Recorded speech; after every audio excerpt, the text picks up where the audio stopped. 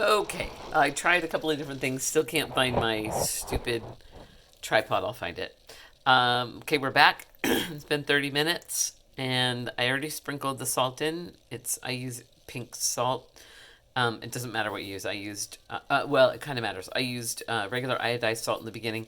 Kosher salt, the coarse flakes, don't dissolve as well, and so you'll get crunchy bites in the bread, which for some things is not bad.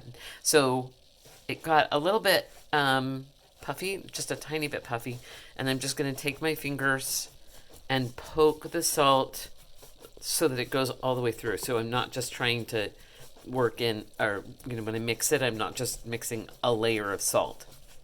The salt's going all the way through the dough.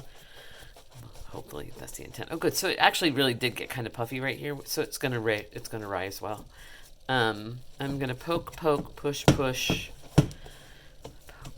and push until. Oh, see, there's a spot.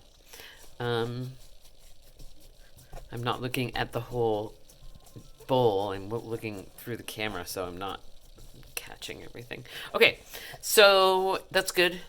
It's all kind of poked and prodded, and you'll feel it with your fingertips, and then you want to do it a little bit more. Okay, so then I'm going to take the edge, and I'm just going to start mixing as I go around. I'm just folding it, kind of mixing it at the same time, and then I'm going to start taking bigger and bigger pieces and mixing it all together and thoroughly through, because you don't want to bite into a big pocket of salt. You can see it, right? You can see the salt. Okay.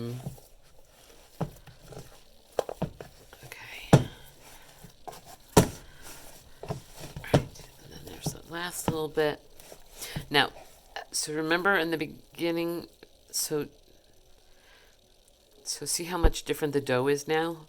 I can lift it up. It's still breaking a little, but I can lift it up much more easily. It looks much more together, it's much more elastic. It's much more dough-like, right? As opposed to the big mess we were working with before. So I'm going to mix it a little bit more because it's still, I don't normally mix with the palm of my hand, the heel of my hand, but because that's sort of like kneading, and you don't need to knead.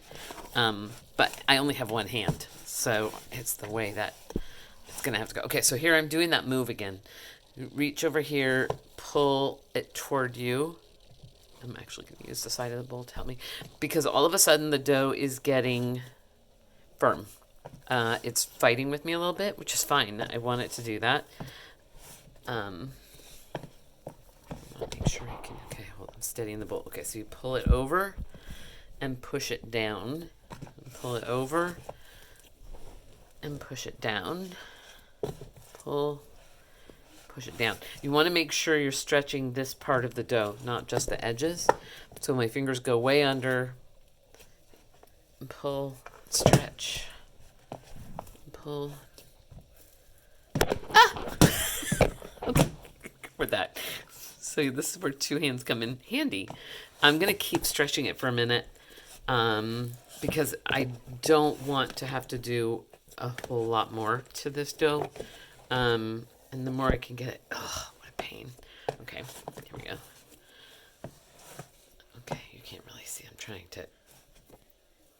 Ah! Okay, you can pull it into the middle of the bowl so you don't have to stretch it against the bowl. And it doesn't really matter what you do.